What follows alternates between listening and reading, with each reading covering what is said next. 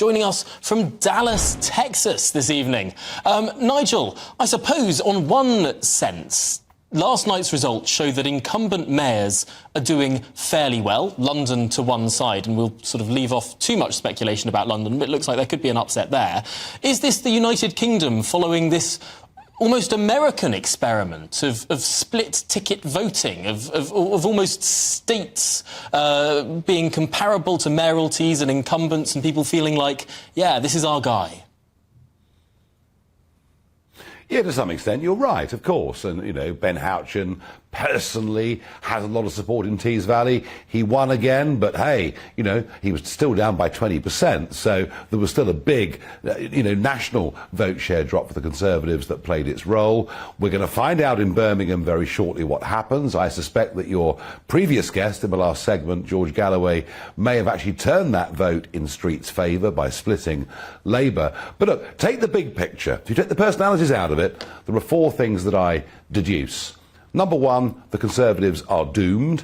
There is no way back. Number two, whilst it's a good night for Labour, there's no excitement or enthusiasm. Number two, the Reform vote, where they stood, shows that the polls, aren't mythical. Actually, you give people the chance to vote, and they vote as they say they're going to with the pollsters.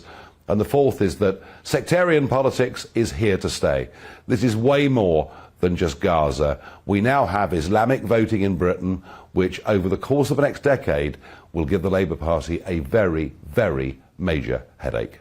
Certainly seems to be in places like Oldham, in Kirklees, although perhaps not enough to dent any sort of parliamentary majority at the next election. Nigel, I want to pick you up on Blackpool South, because the Reform Party, this was almost the perfect petri dish to break through in a way that UKIP managed to time and time again in 2013 and 2014. You'll remember very well places like Eastleigh, where UKIP beat the Tories into second place, got over 30% of the vote. Well, in this by-election last night, in a heavily Brexit voting area where the Tory resigned in disgrace, the Reform Party couldn't even make it into second place. What, by 117 votes, you're right, but that's not really the point, is it? Look, where Reform is now is not where UKIP was 10 years ago. 10 years ago, I'd spent 20 years building up a national structure in that party. Most politics that happens in Britain is unpaid volunteers. And to build that organic structure doesn't happen overnight. So there's no comparison between UKIP 10 years ago and Reform now. Reform is a relatively small structure. It doesn't have a big base. It's not been around very long. It wouldn't have even survived unless Richard Tice had kept it going.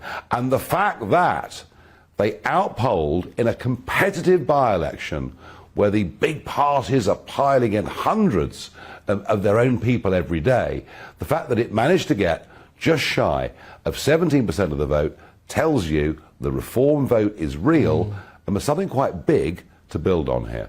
The Reform vote certainly does seem to be more real than some snide and sniping columnists have suggested in the last few weeks. But UKIP was on twice that share in by-elections. UKIP was winning seats in Hartlepool, Reform UK currently coming a strong second in some seats in Hartlepool.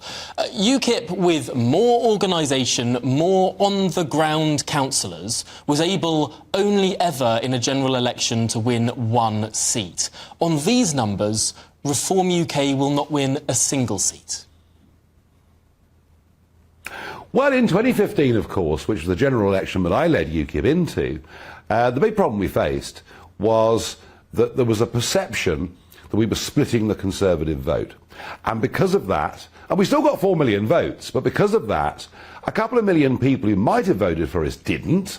They feared a Labour SNP coalition.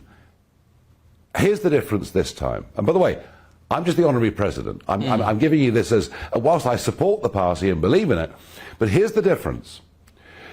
When voters go to the polls this year, I'm guessing November, but who knows, the argument that a vote for Reform is a wasted vote and will let Labour in has almost disappeared overnight in the Midlands, the North, and I think South Wales is in that category.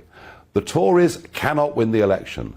They cannot. The Tory press cannot squeeze the Reform vote because they're going to lose anyway. And what you're going to see, and we saw it last night in Sunderland, in Barnsley, and places like that, is that Reform will be the challenger to the Labour Party. Now, albeit the Labour Party are a long way ahead at the moment, and what Reform will need to do is to get almost the whole of that Conservative vote with it to have a chance of winning those seats.